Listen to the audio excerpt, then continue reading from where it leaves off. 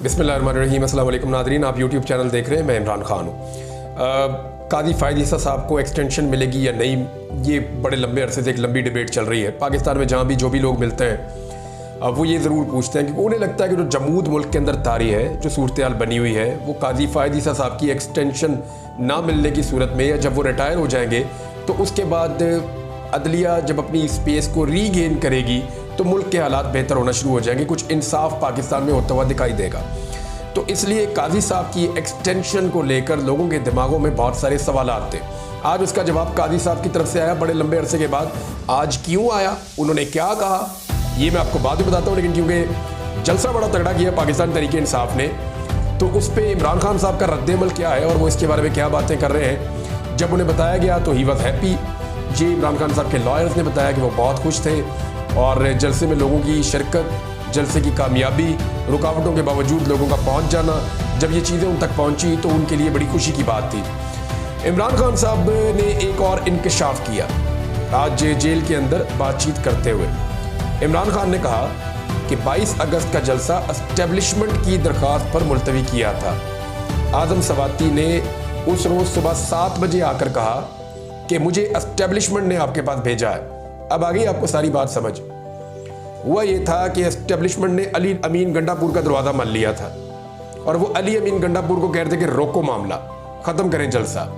तो गंडापुर साहब ने कहा जी मैं नहीं कर सकता, वो जेल के अंदर बैठा हुआ है इमरान खान, वहाँ जाके आप बात करें, लोग मेरा बैंड बजा देंगे, मेरा जीना हराम कर देंगे, तो मैं तो कैंसिल नहीं कर सकता, ये फैसला इमरान खान का है, ही इज़ द लीडर।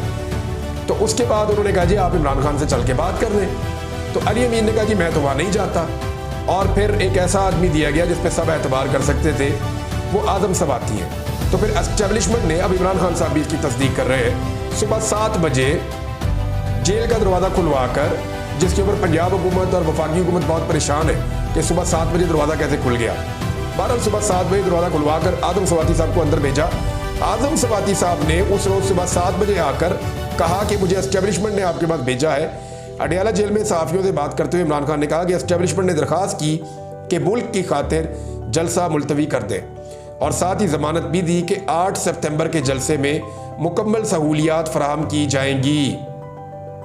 वहाँ मवेशी मंडी के अंदर अजीब गरीब, वहाँ पे कचरा पड़ा हुआ है, जगह जगह कीचड़ है और आपको पता है वहाँ पे गड्ढे खुदे हुए थे और बीच में कीचड़ था, बंदे भी गिरे हैं बीच में। और वो इसलिए वो जगह दी गई कि ये गड्ढे भरेंगे नहीं, जब ड्रोन से शॉट लिया जाएगा तो दिखाएंगे देखिए जी बीच में जगह खाली है। वो जो जलसा गाह के अंदर बीच में 2-3 जगह खाली है ना नाज़रीन, ये वो जगह हैं जिनको ट्रैक्टर्स के ज़रिए से भी या मशीनों के ज़रिए से भी पाकिस्तान तहरीक इंसाफ फिल नहीं कर सकी और वहाँ पे इंसान खड़े ही नहीं हो सकते थे, उसके अंदर जा ही नहीं सकते थे और वहाँ कीचड़ था, बहुत ज़्यादा पानी था। तो दैट इज़ वाई आपको चंद जगह बिल्कुल थोड़ी थोड़ी खाली नज़र आती हैं और उसका रीज़न ये है। और ये सिर्फ एक ड्रोन शॉट के लिए हुकूमत ने कितनी वजह घटिया हरकत की है भारत इमरान खान ने, लेकिन फिर भी लोगों ने मुंह तोड़ जवाब दिया। जिस तरह लोग आए और पूरे पाकिस्तान से आए, जिस तरह आसपास के तमाम शहरों में गाड़ियां थी, लोग थे, जो मेन काफिला है वो तो दाखिल ही नहीं हुआ पंडाल के अंदर और पंडाल तो शाम को भर गया था मगरिब से पहले। इमरान खान ने कहा कि पैगाम दिया गया था कि एक जानिब क्रिकेट का मैच हो रहा है, दूसरी तरफ मजहबी सियासी जमातों का इस्लामाबाद में एहतजाज है, ऐसी सूरत में मुल्क में इंतशार फैल सकता है। इमरान खान ने कहा कि अगर कादी फ़ायद ईसा को दोबारा मुसल्लत किया गया तो मुल्की तारीख की सबसे बड़ी तारीख शुरू कर देंगे, क्योंकि ये मुल्की तारीख का जानिबदार तरीन जज है। इमरान खान ने कहा कि एक ही इदारा बचा है, सुप्रीम कोर्ट, और अब इसे भी तबाह करने की कोशिश की जा रही है। उन्होंने कहा कि हुक्मरान इंतखाबी धांधलियों के खुले से डरे हुए हैं। रावलपिंडी के कमिश्नर ने कहा था कि चीफ इलेक्शन कमिश्नर और चीफ जस्टिस इंतखाबात के मामले पर मिले हुए हैं। उन्होंने कहा कि 9 मई की जुडिशल इंक्वायरी भी इसीलिए नहीं हो रही क्योंकि कादी फ़ायद ईसा इनके साथ मिला हुआ है। जनरल आसिम मुनीर ने तहरीरी तौर पर लंदन मुआहिदा किया था। इमरान खान ने कहा कि मुआहिदा किया गया कि पीटीआई को ख़त्म करके क़यादत के खिलाफ केसेस बनाए जाएंगे। मैंने आसिम मुनीर को पैगाम भिजवाया था कि मुझे लंदन मुआहिदे का मालूम है, तो उन्होंने कहा था कि फ़िक्र ना करें, मैं न्यूट्रल रहूँगा। उन्होंने कहा कि याह्या खान ने कुर्सी बचाने के लिए मुल्क को 2 लख्त करा दिया और हज़ारों लोगों को कत्ल कराया। ये सब हमूद रहमान कमीशन रिपोर्ट बताती है, मैं ये नहीं कह रहा। उन्होंने कहा कि नैब तरामीम के जरिए NRO देकर मनी लॉन्ड्रिंग जायज़ करार दे दी गई है। ममालिक खुशहाल हैं जहाँ कानून की हुक्मरानी है, यानी वो मुल्क खुश होते हैं, वो तमाम ममालिक खुशहाल हैं जहाँ कानून की हुक्मरानी है। इमरान खान ने मजीद कहा कि अगर मैंने मुकदमात से रिलीफ लेना होता तो पाकिस्तान से भाग जाता। मुझे यही कहा गया था कि 3 साल तक खामोश रहो, मुकदमात ख़त्म हो जाएंगे। इमरान खान की गुफ्तगू के दौरान सहाफ़ियों ने अली अमीन गंडापुर के बयान पर एहतजाज रिकॉर्ड करवाया, जिस पर उन्होंने कहा कि मुझे क्या मालूम बाहर क्या होता है, मैं तो जेल में हूँ। उन्होंने कहा कि आपको बाहर की तमाम बातों का इल्म होता है, सहाफ़ियों के खिलाफ बयानात का आपको इल्म क्यों नहीं होता, जिस पर इमरान खान साहब ने जवाब नहीं दिया और फिर वो चले गए वहाँ से। ये जनाब इमरान खान साहब की बातचीत हुई है और जो वकला हैं वो बता रहे हैं कि इमरान खान साहब आज के जलसे से बहुत खुश हैं, उन्होंने पूरी पार्टी को और कौम को मुबारकबाद दी है। अच्छा, ये एक नॉर्मल जलसा भी हो सकता था, जैसे पाकिस्तान के जलसे होते हैं, एक बड़ा जलसा हो जाता, लेकिन एक नॉर्मल जलसा हो सकता था। लेकिन हुकूमत ने जलसे से पहले कुछ ऐसे इकदाम किए, फिर जलसे के दौरान कुछ ऐसे इकदाम किए और कुछ जलसे के बाद अब तक वो ऐसे इकदाम कर रहे हैं जिससे इस जलसे की हाइप बन रही है और बढ़ती चली जा रही है। यानी जलसा होने से पहले बार बार उसको मनसूख किया गया, कानून तब्दील किए गए, रुकावटें डाली गई, कंटेनर्स खड़े कर दिए गए, सैकड़ों की तादाद में कंटेनर्स इस्लामाबाद की सड़कों पे जगह जगह पे खड़े हुए थे। रावलपिंडी इस्लामाबाद को मुनक़ता कर दिया गया, तकरीबन रास्ते सारे बंद कर दिए गए चंद एक के अलावा, और जो चंद रास्ते खुले थे वहाँ पर भी लोगों की ड्राइविंग की स्किल्स चेक की जा रही थी कि एक कंटेनर यहाँ फिर एक वहाँ, बीच में से आपने क्रॉस कर करके सिंगल गाड़ी आपने जाना है ताकि ये जलसा भर ही ना सके, 24 घंटे भी गाड़ियां आती रहे फिर भी जलसा गार ना भर सके। लेकिन लोग फिर भी पहुंच गए, उन्होंने कंटेनर साइड पे कर दिए। अब एक तो नॉर्मल जलसा हो सकता था, लेकिन जो हरकतें की गई और जो हरकतें उसके बाद अब तक की जा रही हैं, उन सब हरकतों के बाद जो जलसा है उसका मोमेंटम टूट नहीं रहा, बल्कि लोगों के अंदर वो ज्यादा मकबूल होता चला जा रहा है। सोशल मीडिया पे या आलमी मीडिया के ऊपर, इंटरनेशनल मीडिया ने इसको बहुत ज्यादा रिपोर्ट किया है, क्योंकि लीडरलेस था ना, लीडर था ही नहीं। आप सोचे ना, नवाज शरीफ को जब निकाला तो नवाज शरीफ ने नारा लगाया, मुझे क्यों निकाला। नवाज शरीफ निकले इस्लामाबाद से और पहुंच गए लाहौर। यानी जब कोई बंदे ने एहतजाज करना होता है तो वो वहां जाता है जिस जगह उसने एहतजाज करना होता है। तो मियाँ साहब एहतजाज करते करते अपने घर चले गए, मुझे क्यों निकाला, और घर में जाके घुस गए। ये कैसा एहतजाज था। लेकिन उस पूरे एहतजाज में इतने बंदे इकट्ठे नहीं हुए, मियाँ साहब खुद चलते रहे, बोलते रहे, बुलाते रहे, फिर भी लोग नहीं आए, जिससे ज्यादा लोग इमरान खान के बगैर सिर्फ उनकी आवाज के ऊपर इस्लामाबाद में इकट्ठे हो गए, तमाम तर रुकावटें तोड़ते हुए। इमरान खान की हुकूमत भी नहीं थी, हालांकि उस वक्त जब नवाज शरीफ को निकाला गया तो नवाज शरीफ का अपना वजीर आजम वहां पे मौजूद था। अब ज्यादा पॉपुलैरिटी पाकिस्तान तहरीक इंसाफ को मिले, इसलिए जनाब 3 मुकदमात मजीद दर्ज कर दिए गए पाकिस्तान तहरीक इंसाफ की क़यादत पर कि जनाब आपने जो है वो जलसा किया तो चंद चीज़ों की आपने खिलाफ वर्जी की है। और पहला मुकदमा ये संगजानी में जलसे के मुअय्यना वक्त से आपने पाबंदी नहीं की, वक्त से आगे चले गए, लिहाजा एक तो पर्चा ये हो गया, और दूसरा रूट की खिलाफ वर्जी की, दूसरा मुकदमा ये हो गया, और तीसरा जी के जब आंसू गैस पुलिस ने फेंकी तो आपने आगे से पत्थर क्यों फेंके, तीसरा मुकदमा ये हो गया। तो 3 मुकदमा जनाब दर्ज कर लिए गए हैं। जरताज गुल वजीर, आमिर मुगल, शुएब शाहीन, उमर अयूब, सैमाबिया ताहिर और राजा बशारत समेत 28 मकामी रहनुमाओं को इन मुकदमात में नामजद कर दिया गया है। पुलिस ने शेलिंग की है और 17 कारकुनों को गिरफ्तार भी किया है। अब आज जो बयानात आ रहे हैं, एक तो बयान दिया बैरिस्टर सैफ ने, जो खैबर पख्तूनख्वा हुकूमत के तर्जुमान है। उन्होंने कहा कि जाली हुकूमत ने एक और 9 मई का प्लान कल बनाया था और तशद्दुद पर उकसाने की कोशिश भी की और शेलिंग भी की है, लेकिन पाकिस्तान तहरीक इंसाफ के पुरअमन कारकुनों ने शेलिंग के बावजूद जब्त का मुजाहरा किया और लाठियां भी उनके ऊपर बरसाई गई, शेलिंग भी उन पर की गई। तो एक और 9 मई का मनसूबा तैयार था, मगर हमारे कारकुनों ने और हमारी लीडरशिप ने उसको नाकाम बनाया है। जिन रस्तों से लोगों को आना था उन्हीं रस्तों के ऊपर शेलिंग की गई ताकि लोग ना पहुंच सके। दूसरी तरफ ख्वाजा आसिफ साहब अब ताने दे रहे हैं कि जी 15 दिन का आपने टाइम दिया है ना, तो अब 15 दिन में अपने लीडर को रिहा करवा लेना।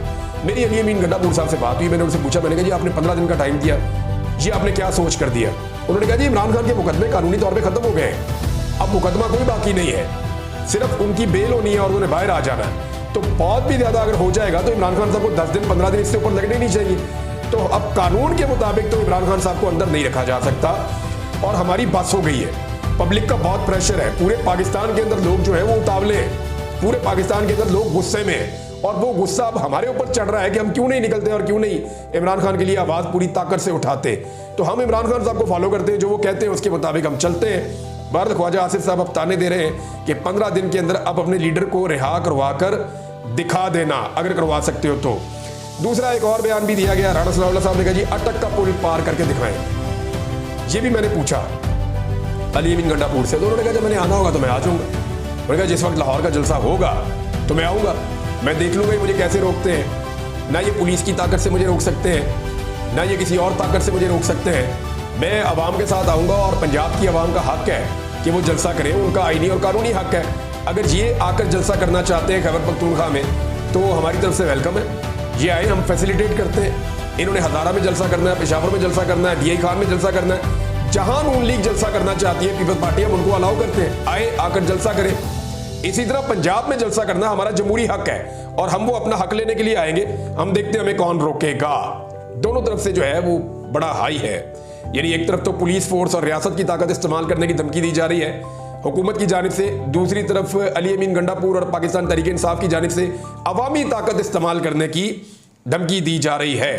बहरहाल एक और चीज़, अली अमीन गंडापुर साहब पे बहुत तनकीद हो रही है मरीम नवाज के बारे में। उन्होंने चंद जुमले, सिर्फ नाम लिया मरीम नवाज का, अगर आप इजाज़त नहीं देंगी तो हम पठान जो है वो ढोल और बारात लेकर पहुंच जाएंगे पंजाब में, वो महावरतन उन्होंने बात की। लेकिन अली अमीन गंडापुर की इस बात के ऊपर ऐसा ववेला हुआ कि आपने अपनी ज़बान से मरीम नवाज का नाम कैसे ले लिया। यानी अली अमीन ने अपने मुंह से मरीम नवाज का सिर्फ नाम लिया है और इसके ऊपर आप ववेला चेक करें कि औरत कार्ड लेकर नाच नाच कर घुंघरू तोड़नी है कुछ लोगों ने। मरीम नवाज साहिबा की जो जाती बहुत करीबी औरतें हैं उन्होंने तो रोला ही डाल दिया बहुत ज्यादा कि पता नहीं क्या हो गया, अली अमीन गंडापुर ने क्या कह दिया। जरा मरीम नवाज की जुबान मुलाहिजा फरमाइए। मैं आपको थोड़ा सा पढ़ के बताता हूं कि मरीम नवाज ने अपनी जुबान से क्या क्या अल्फाज इमरान खान के बारे में कहे हुए हैं। मनशियात ज़दा शख्स, जहनी मरीज, बदबूदार, गंद, घटिया आदमी, गीदड़, नौसरबाज, ये मरीम नवाज अल्फाज इस्तेमाल करती है। मकरू किरदार, बंदर, मंशियात का आदी, बुज़दिल आदमी, नशा करके बेसुध पड़ा है, बदकिरदार शख्स, गीदड़ों का बाप, सबसे बड़ा चोर, गीदड़ के कारकुन भी गीदड़, नशे की हालत में होता है चूहे की तरह, फितना खान, बदतहजीब शख्स, नशइयों का पता है ना कहाँ पड़े होते हैं, कब्रिस्तानों में उल्टे मुंह पड़े होते हैं, मनशियात ज़दा दिमाग और उसके फैसले, गालम गलोच, बदतमीजी की सियासत, अपनी बेटी भी छुपाते हो, बुज़दिल खान, फितना है फितना, पिंकी पीरनी, ये सारे अल्फाज जो हैं थोड़े मैंने आपको बताए, ये मरीम नवाज ने अपने मुंह से इस्तेमाल किए हुए हैं जो मैंने आपको पढ़ के बताए। इनका एक लफ्ज भी ऐसा मरीम नवाज के बारे में इस्तेमाल नहीं किया अली अमीन गंडापुर ने। उसने तो सिर्फ वार्न किया कि इजाजत दे दो क्योंकि हमारा जमहूरी हक है, नहीं देते तो फिर हम तो पठान है, हमारा अपना तरीका है, उसके मुताबिक हम आएंगे और आकर अपना जलसा भी करेंगे। जैसे भी फजल रहमान साहब या उनके लोग आए थे, जैसे पाकिस्तान भर से लोग आते हैं अक्सर पंजाब में जलसा करने के लिए। नवाज शरीफ जब आए थे तब भी मीनार पाकिस्तान पे अरेंजमेंट किया गया था। लेकिन ये वो लोग तनकीद कर रहे हैं, औरत कार्ड इस्तेमाल कर रहे हैं, जिन्होंने पिछले 2.5 साल में औरतों की इज्जत की नहीं, औरतों को जख्मी किया, उनको मारा, उनके ऊपर बंदूकें तानी, उन्हें सड़कों पर और गलियों में घसीटा, चादर और चार दीवारी का तकद्दुस पामाल किया, उन्हें रेप करने की धमकियां दी, उनके कपड़े फाड़े, उनके गिरबानों पे हाथ डाले, औरतों के मुंह पे काले कपड़े डाले, उन्हें एक साल तक जेलों के अंदर बेगुनाह कैद रखा, एक एक औरत पे दर्जनों मुकदमात किए। इतना जुल्म और बर्बरियत पंजाब में खवातीन ने बर्दाश्त किया है जिसकी तारीख में कोई मिसाल नहीं मिलती। इतना जुल्म और बर्बरियत करने वाले तो बोल ही नहीं सकते।